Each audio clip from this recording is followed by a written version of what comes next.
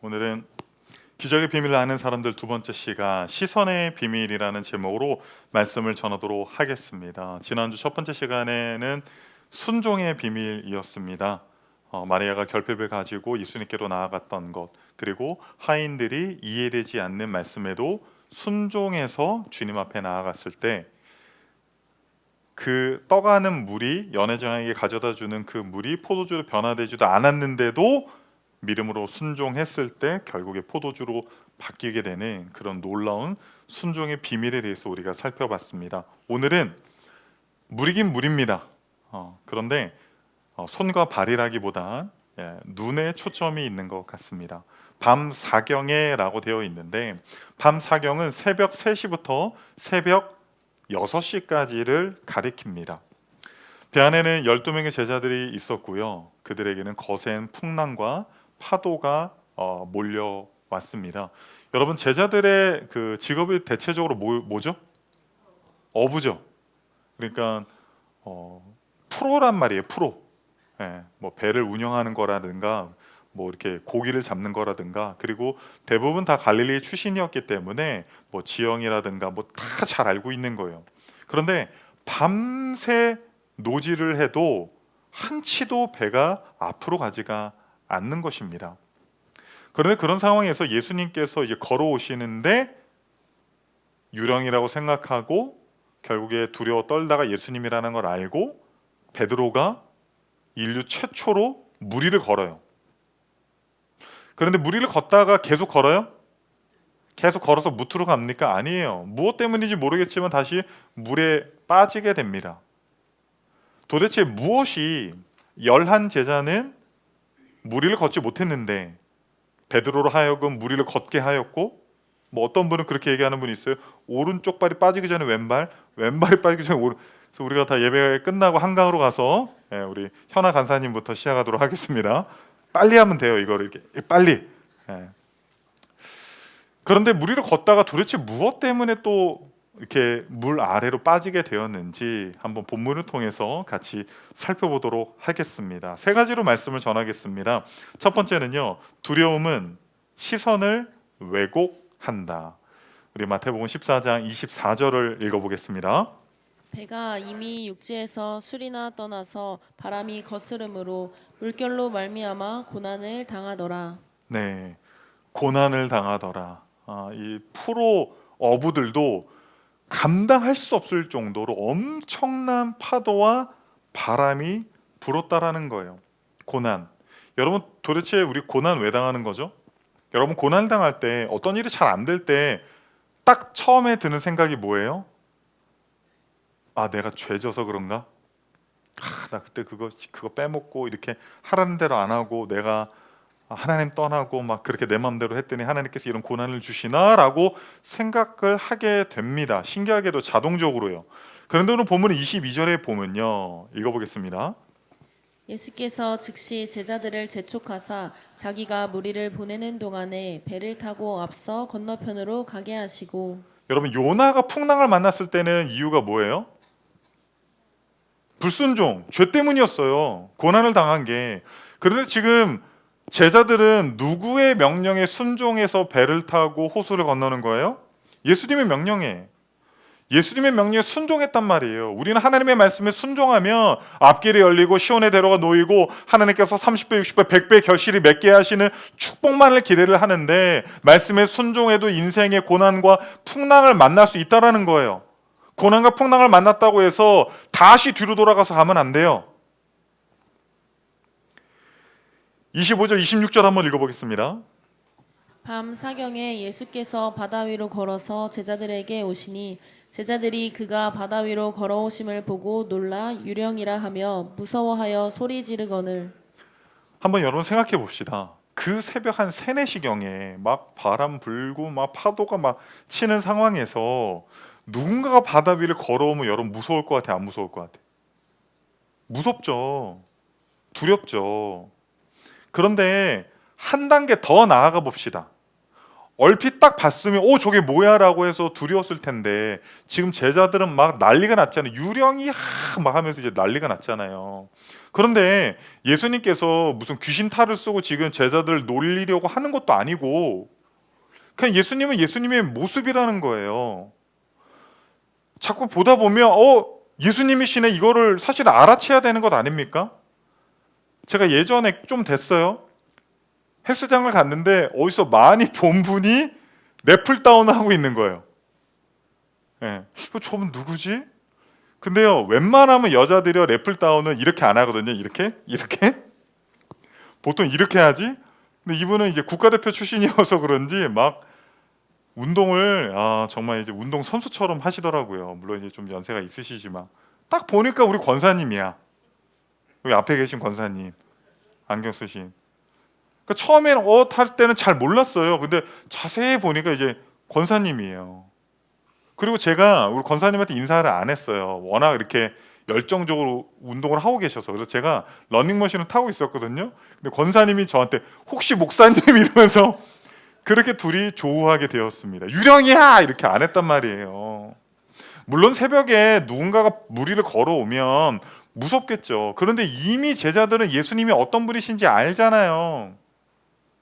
처음에는 무서울 수 있지만 계속 보다 보면 예수님이구나. 우리를 구원하러 오시는구나. 그렇게 생각했을 거란 말이에요. 그런데 마음속에 두려움이 있으니까 예수님을 유령으로 왜곡해버리는 거예요. 아리스토텔레스라는 철학자가 이런 말을 했습니다. 감정은 사람의 판단을 변화시킨다. 두려움은 실제로 위험이 있든 없든 위험이 바로 눈앞에 있는 것처럼 느끼게 만든다라는 거예요. 쉽게 말하면 이거예요. 우리 안에 두려움이 있으면요, 현실을 왜곡해버려요. 어떻게 왜곡해요? 과장하던가 축소해요. 과장하는 것도 왜곡이고 축소하는 것도 왜곡입니다. 그런데 무엇이 왜곡한다고요? 두려움이. 어떤 문제가 생겼어요. 고난이 생겼어요. 그러면 순원들이 이렇게 말합니다. 순장들이 이렇게 말합니다. 목사님이 이렇게 말합니다. 기도하겠습니다. 기도하면 됩니다. 되긴 뭘 돼. 어떤 성도님이 저에게 이렇게까지 물어봤어요. 진짜 돼요? 시니컬하게. 되는지 안 되는지 해봐. 하고 얘기해. 하고 얘기하라고. 다이어트 12주 동안 좀 제대로 하고 얘기하라고. 3일하고 엽떡시켜 먹지 말고 하고 얘기하자. 될 줄 믿습니다. 그런데 우리 안에 꼬인 감정과 두려운 감정이 은혜의 순간에도, 심지어 예수님께서 이 제자들을 구원하러 오시는 그 순간에도 시선이 왜곡된 상태로 바라보게 된다는 거예요. 민수기 13장에 보면 모세가 각 지파에서 대표 한 명씩을 뽑아서 12명을 적각꾸려는 그 가나안 땅, 하나님께서 약속하신 그 축복의 땅으로 정탐을 40일 동안 보냅니다. 40일 이후에 10명의 정탐꾼이 돌아와서 어떻게 보고를 합니까? 민수기 13장 33절입니다. 거기서 네피림 후손인 아낙 자손의 거인들을 보았나니 우리는 스스로 보기에도 메뚜기 같으니 그들이 보기에도 그와 같았을 것이니라. 그들의 눈에는 하나님의 말씀이 보인 게 아니에요. 주님이 보인 게 아니에요. 약속의 말씀이 보이는 것이 아니라 그 땅에 사는 누가 보였어요? 거인들이 보였어요. 그리고 자신들을 뭐라고 해요? 메뚜기. 메뚜기는 아니잖아요. 그렇죠? 메뚜기는 아니잖아요. 현실을 과장하거나 축소하는, 지금 왜곡해버리고 있다는 거죠. 두려움이라는 감정이 우리에게 몰려오면요, 심지어 구원자 예수님이 손을 내미시는데도 유령이야 하고 도망가게 된다는 것입니다. 그런데 예수님께서 자신은 유령이라고 말하고 모든 것들을 왜곡해버리는 그 믿음 없는 제자들에게 가서 이렇게 말씀하십니다. 마태복음 14장 27절에 이렇게 말씀하십니다. 예수께서 즉시 이르시되 안심하라. 나니 두려워하지 말아라. 여기서 중요한 단어는요, 나니, 나야. 헬라어가 에고 에임이거든요. 예수님께서 나는 생명이요 부활이요 포도나무요 길이요 진리요 생명이요 라고 말할 때 예수님께서는 자신을 가리켜서 에고 에임이라고 자주 말씀하셨어요. 그리고 이 단어는요, 이 부분은요, 더 거슬러 올라가면 출애굽기에서 하나님께서 모세를 만나서 이제 애굽의 이스라엘 백성들을 구원하러 가라 라고 말씀할 때 모세가 하나님의 이름을 물어봐요. 저들이 누가 보냈냐라고 하면 뭐라고 이야기합니까? 하나님의 이름을 알려주십시오 라고 하니까 뭐라고 얘기해 하나님이? 나는 스스로 있는 자다. 히브리어로 예흐예 아쉐르 예흐예입니다. 그런데 당시 제자들 시대 있잖아요. 예수님의 시대 때는요, 히브리어를 모르는 사람들이 있었어요. 유대인들 중에서. 그래서 이미 헬라어로 번역된 구약 성경이 있었어요. 그래서 나는 스스로 있는 자다, 그 부분이 에고 에이미로 기록이 되어 있다라는 거. 그러니까 주님께서 제자들에게 말씀하는 거예요. 안심해라. 10가지 재앙으로 이집트를 벌하고 홍해를 가르고 만나와 메추라기로 40년 동안 광야에서 너희들을 지킨 그 주님이 바로 나다. 그러니 안심해라. 그렇게 말씀하고 있는 것입니다. 사랑하는 성도 여러분, 여러분의 인생의 거센 바람과 파도로 말미암아 두려움이 올 때 그 두려움은 반드시 우리의 현실을 왜곡하게 만듭니다. 은혜의 현장도, 예수님이 다가오시고 구원자 그 예수님을 바라보는 우리의 시선조차도 왜곡하게 만들 때가 있습니다. 그러나 주님께서는 그럼에도 불구하고 우리에게 다가오셔서 말씀하십니다. 안심하라. 나니 두려워하지 말라. 두 번째는요, 시선이 바뀌면 발걸음이 바뀐다입니다. 우리 오늘 본문 28절 29절을 한번 읽어보겠습니다. 베드로가 대답하여 이르되 주여 만일 주님이시거든 나를 명하사 물 위로 오라 하소서 하니 오라 하시니 베드로가 배에서 내려 물 위로 걸어서 예수께로 가되. 자, 물 위를 어떻게 걸었어요? 오른발이 빠지기 전에 그거야 아니죠? 그거 아니죠? 네, 그거 아니에요. 처음에는 예수님이신가 물어봤어요. 예수님이시면 저에게 물 위를 오라고 말씀해 주십시오. 제가 걸어가겠습니다. 그래서 와라 한마디 하니까 그 말씀에 순종하여서 물 위를 걸었어요. 물이 단단해졌는지, 돌처럼 물이 단단해졌는지 확인하고 걸은 게 아니에요. 가나 혼인잔치에서 하인들이 물이 포도주로 변한 거 확인하고 갖다 줬어요? 아니요. 갖다 주니 포도주로 되었다라고 말하죠. 그런 것처럼 단단하게 확인된 것이 아니라 확인이 안 됐지만 말씀에 순종하고 물 위를 걸어갈 때, 제가 여러분에게 하나 질문해보고 싶습니다. 베드로의 시선이 누구에게 집중되어 있을까요? 그쵸? 어떻게 이렇게 잘하세요? 물론 베드로의 시선에 바람이 보였을까요? 안 보였을까요? 물이 보였을까요? 안 보였을까요? 파도가 보였을까요? 안 보였을까요? 보였겠죠.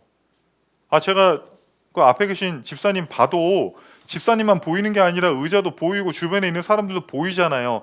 그런데 내 시선이요, 누가 주인공으로 보이느냐, 누가 중점적으로 내 시선에 들어오느냐라고 했을 때 내 시선이 누구에게 고정되었냐면 예수님께 고정되어 있다라는 거예요.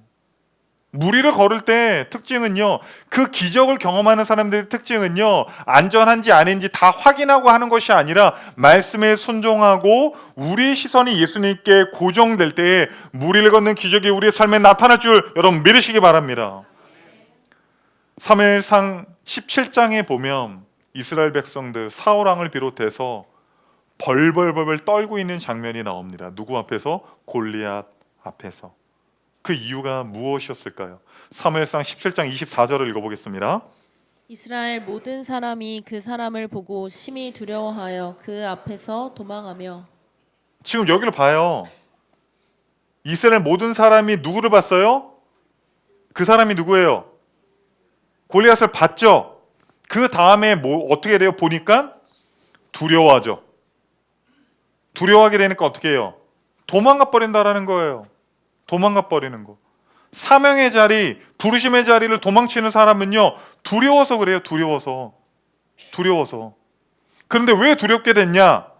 무엇을 봤기 때문에? 골리앗을 봤기 때문이에요. 저건 안 돼. 저건 내 힘으로는 할 수 없어. 주님이 아무리 함께 하셔도 내가 어떻게 골리앗을 이겨? 그러니까 두려운 마음이 들고 도망쳐 버리는 거예요. 이스라엘의 모든 남성들이 사울 왕을 비롯해서 두려워서 벌벌 떨고 있는 그 현장에서 누가 나타납니까? 소년 다윗이 나타납니다. 그리고 이렇게 말하죠. 사무엘상 17장 45절입니다. 다윗이 블레셋 사람에게 이르되 너는 칼과 창과 단창으로 내게 나아오거니와 나는 만군의 여호와의 이름 곧 내가 모욕하는 이스라엘 군대의 하나님의 이름으로 내게 나아가노라. 다윗의 눈에 골리앗이 보였어요, 안 보였어요? 똑같은 전장에서 똑같은 골리앗을 보고 골리앗의 투구와 갑옷과 그가 갖고 있는 방패와 창과 모든 것들이 눈에 보였어요. 그런데 그 시선이 누구에게 고정됐어요? 하나님께 고정됐어요. 만군의 여호와 하나님께 고정되니까 하나님께서 골리앗을 쓰러뜨리는 그 기적을 다윗에게 경험케 하는 것입니다. 제가 오늘 베드로가 무리를 걸었을 때 그 시선이 예수님께 고정되었을 것이다 라고 추측했잖아요. 그렇죠? 추측했잖아요. 사실 성경에 정확히 그렇게 나와 있지는 않아요. 그런데 제가 이 구절을 보고 확신이 들었어요. 마태복음 14장 30절입니다. 바람을 보고 무서워 빠져가는지라 소리질러 이르되 주여 나를 구원하소서 하니. 뭘 봤어요? 왜 빠졌어요? 왜 무서워졌어요? 왜 바다에 빠졌어요? 왜 호수에 빠졌습니까? 뭘 봤어요? 바람을 봤어요. 그럼 무리를 걸었을 때 뭘 봤다는 거예요? 예수님을 봤다라는 거예요. 예수님을 바라보면 바라봤을 때 베드로는 인류 역사상 최초로 무리를 걷는 그 기적을 경험하는 사람이 되었는데 그 시선이 바람을 보니, 파도를 보니, 내 환경의 어려움을 보니, 내 통장의 잔고를 보니, 내 몸의 연약한 부분을 보니, 내 인생의 골리앗을 보니 낙심하고 두려워서 절망하게 돼요. 기적을 경험했는데도 물에 빠지게 된다라는 거예요. 사랑하는 성도님들, 제자들은 순종했어요. 불순종해서 풍랑을 만난 게 아닙니다. 순종하고 나아갔는데 풍랑을 만났어요. 그런데 누가 무리를 걷는 기적을 행하게 됩니까? 예수님을 바라본 사람들이에요. 예수님을 바라본 오직 베드로만 무리를 걸을 수 있었다는 것입니다. 무엇을 보고 계십니까? 주님을 바라보십시오. 그럼 여러분 삶 가운데 놀라운 기적의 역사가 일어날 줄 믿습니다. 마지막 세 번째입니다. 주님은 가라앉는 자에게 먼저 손을 내미신다. 베드로가 이제 바람을 보고 파도를 보고 두려워서 물에 빠졌습니다. 살려주세요 막 소리를 질렀겠죠. 예수님 구원하소서 막 이렇게 간절히 소리를 질렀을 겁니다. 그랬더니 예수님께서 마태복음 14장 31절에 이렇게 행동하십니다. 예수께서 즉시 손을 내밀어 그를 붙잡으시며 이르시되 믿음이 작은 자여 왜 의심하였느냐 하시고. 자, 여기서 중요한 것은 무엇이냐면요, 즉시예요. 즉시. 망설임 없이, 주저 없이 물에 빠져 있는 베드로에게 살짝, 야, 너 어떻게 잘할 거야 안 할 거야? 너 나중에 3번 부인하고 너 어떻게 해줘 마라 이렇게 막, 그게 아니에요. 즉시 책망하지 않았다라는 거예요. 교훈을 주려고 하지 않았다라는 거예요. 구원하고 일단 사람은 살리고. 제가 어린 시절에 어떻게 보면 이게 성경적이었던 것 같아요. 전 되게 싫어했거든요. 엄마가 항상 그랬어요. 저 혼낼 땐 너 일단 밥 먹고 봐. 그냥 빨리 혼나고 밥 먹는 게 낫지. 밥 먹고 봐. 그럼 그날따라 밥을 몇 그릇 먹어요? 일단 2그릇 먹는 거야. 무조건. 그리고 평소보다 더 맛있게 먹어. 더 많이 먹고. 안 떠나 그 자리를. 나 밥 먹고 보자고 그랬잖아. 나 계속 밥 먹는 중이라고. 그래서 엄마 마음이 풀리기를. 막 음식도 맛있다고 하고 막 어떻게 누가 좀 왔으면 좋겠고 막 친척이라도 왔으면 좋겠고 뭐 그런 거 있잖아요. 간절히 기도하고 응답이 안 돼가지고 엄청 두드러 맞고 막 그런 경험들이 있습니다. 예수님은요 베드로 책망 안 했어요. 일단은 구원했다고요. 로스 앤 파운드 기억하세요? 탕자, 돌아온 탕자. 일단 돌아오니까 어떻게 해요? 일단은 좋은 옷부터 입히고 가락지부터 끼고 신부터 신기고 시작하잖아요. 잔치부터 시작하잖아요. 그리고 잔치가 다 끝나고 아버지가 야, 너 앞으로는 이렇게 교훈했겠어요? 안 했겠어요? 당연히 했겠죠. 당연히. 그런데 뭐가 먼저예요? 교훈이나 책망이 먼저가 아니라 구원이 먼저라는 거예요. 구원이. 그리고 저는 31절에서 굉장히 좀 재밌는 부분을 봤습니다. 31절을 다시 보면요, 예수님께서 이렇게 말해요. 믿음이 작은 자여. 여러분이 질문하겠습니다. 믿음이 작다라는 건 믿음이 있다라는 거예요, 없다라는 거예요? 믿음이 있다라는 거예요, 없다라는 거예요? 제 주머니에요, 빵이 있는데 좀 작아요. 빵이 있다라는 거예요, 없다라는 거예요? 이것도 생각하면 지금 자고 있는 건데 아니면 좀 기도가 많이 필요하시거나, 네, 기도합니다. 네. 믿음이 있다라는 거죠. 베드로가 큰 믿음이 있어서 보트 밖을 뛰어나간 게 아니라는 거예요. 나는 무조건 걸을 수 있어. 나는 할 수 있어. 완벽한 믿음이 있어서 무리를 걸은 게 아니라 작은 믿음이 있었지만 그의 시선이 예수 그리스도께로 고정되었을 때 무리를 걷게 됐다라는 거예요. 우리는 항상 생각하죠. 아유, 목사님, 제가 아직 믿음이 좀 없어서, 아유, 좀 준비가 안 돼서 제 믿음이 좀 적어서, 이렇게 말을 해요.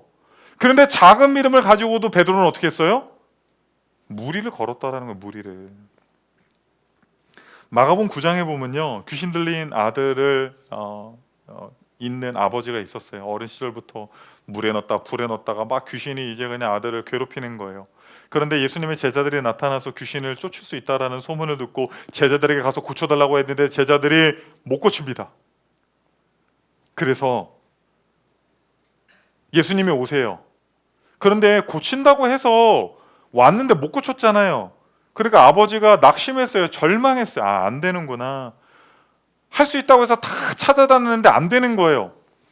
그래서 예수님한테 이렇게 말합니다. 혹시 할 수 있어요? 혹시 할 수 있어요? 그랬더니 예수님이 뭐라고 그래요? 할 수 있거든요. 무슨 말이냐? 믿는 자에게 능치 못함이 없다라고 이야기합니다. 그랬더니요, 마가복음 9장 24절에 아버지가 이렇게 말합니다. 곧 그 아이의 아버지가 소리를 질러 이르되 내가 믿나이다 나의 믿음 없는 것을 도와주소서 하더라. 자, 여기도 보세요. 내가 믿나이다라고 했어요. 근데 그 다음 뭐라고 그래요? 나의 믿음 없는 걸 믿음이 있다라는 거 없다라는 거예요. 믿음이 있다라는 거 없다라는 거예요. 믿음이 작다라는 거예요. 제 믿음이 너무 작습니다. 그러니까 도와주세요. 그러니까 어떻게 했어요? 예수님께서 아들을 고쳐줬어요. 여러분, 믿음이 큰 사람들만 기적을 경험하는 게 아니에요. 믿음이 완전한 사람들만 하나님이 쓰시는 것이 아닙니다. 네가 겨자씨만한 믿음이 있어도 이 산을 가리켜 저 산으로 옮겨지리라. 믿으십니까? 여러분, 믿으십니까? 작은 믿음을 가지고도요, 예수님께 시선을 고정하고 나아가세요. 오늘 설교 제목이 뭡니까? 시선의 비밀. 그 작은 믿음을 가지고도 우리의 시선이 우리의 환경과 어려움과 사람과 돈과 물질이 아니라 주님께 고정되면 무리를 걷는 놀라운 역사를 경험하게 됩니다. 여러분, 이 시리즈 제목이 뭐죠? 기적의 비밀을 아는 사람들이에요. 기적에는 다 목적이 있었어요. 첫 번째, 가나 혼인잔치에서 물을 포도주로 바꾸시고 예수님께서 야, 나 죽이지. 나 이 정도야. 나 이 정도야. 그렇게 하셨어요? 아니에요. 그 기적을 통하여서 제자들이 예수를 믿게 됐어요. 믿지 않는 자들이 예수를 믿게 됐어요. 죽어가는 영혼들이 살아났어요. 뭘 통해서? 물이 포도주로 변하는 기적을 통해서. 모든 기적은요, 목적이 있어요. 목적. 기적이 목적이 되면 안 돼요. 저는 여러분들이 여러분의 삶 속에서 수많은 기적들이 일어나기를 원합니다. 이번 세미나 가서요, 몇몇 개척교회 목사님들을 만났는데요, 비슷한 기적들을 경험을 했어요. 뭐 이런 거 있잖아요. 나를 알지도 못하고 우리 교회에 와본 적도 없는 사람이, 나도 그 사람을 모르는데 우리 교회에 큰 돈을 헌금하는 거예요. 그거 기적 아닙니까? 기적이죠. 놀라운 기적이에요. 저는 성경에 있는 기적이 지금도 일어난다라고 믿는 사람이에요. 그런데 기적은요, 목적이 있어요. 기적만 쫓아다니면 이제 신비주의자가 되는 거예요. 신비주의자가. 아파도 병원 가지 마. 기도해. 막 이러고 막. 기적에는 목적이 있어요. 이 두 번째, 베드로가 물 위를 걷는 이 기적을 통해서 하나님께서, 예수님께서 하시려고 하는 그 목적이 성경에 기록이 되어 있습니다. 32절, 33절 한번 읽어보겠습니다. 배에 함께 오름에 바람이 그치는지라 배에 있는 사람들이 예수께 절하며 이르되 진실로 하나님의 아들이로소이다 하더라. 진실로 하나님의 아들. 당신 선지자시네요. 당신 능력이 많으시네요. 그러지 않았어요. 하나님의 아들이라는 표현은 메시아라는 표현이에요. D.A. 칼센이라는 학자는 이렇게 말을 했습니다. 배한 사람들이 예수께 절하는 행위와 함께 진실로 하나님의 아들이라는 고백은 메시아적 신분을 인정하는 예배의 절정이라고 말을 했습니다. 지금 예배에서 뭐가 일어나는 거예요? 기적이 일어났고 그 기적을 경험한 사람들이 어떻게 하고 있어요? 지금 예수님께 예배하고 있는 거예요. 예배하고 있는 거예요. 제가 성지순례 갔을 때 갈릴리 호수에 배를 타고 나가서 예배를 드렸어요. 갑자기 그때가 생각이 났어요. 예수님께서 기적을 행하시는데 단순히 병을 고치고 단순히 물질의 축복을 주고 단순히 이런 사람이 못하는 일을 하는 게 아니라 예수 믿지 않은 사람들이 그 기적을 통해서 예수를 믿게 하고 예배가 없었던 곳에 예배가 생기게 하는, 그것이 기적의 비밀이라고 말씀을 해주고 있는 거예요. 저는 여러분들이 수많은 기적들을 경험하기를 원합니다. 이성적이고 합리적인 선에서만 신앙생활 하다 보면요, 너무 건조해요. 너무 건조해요. 그런데 우리의 인생 가운데 몇몇 기적들을 경험하게 되면 정말 하나님이 나와 함께 하시는구나, 나를 놓지 않고 계시는구나, 물에 빠진 베드로를 일으켜 세우시는 것처럼 어려움 가운데 빠져 있었는데 주님이 내 손을 잡아주셨구나, 내 주변에 아무도 없었는데 물에 빠져 죽는 것과 같은 상황 속에서 그 물 위를 걷게 하시는 주님을 여러분 경험하게 원합니다. 그런데 그 기적에 목적이 있어요. 오늘 뭐라고 합니까? 진실로 당신은 하나님의 아들입니다. 예배한 거예요. 진실로 예배하게 된 거예요. 여러분, 기적을 경험하십시오.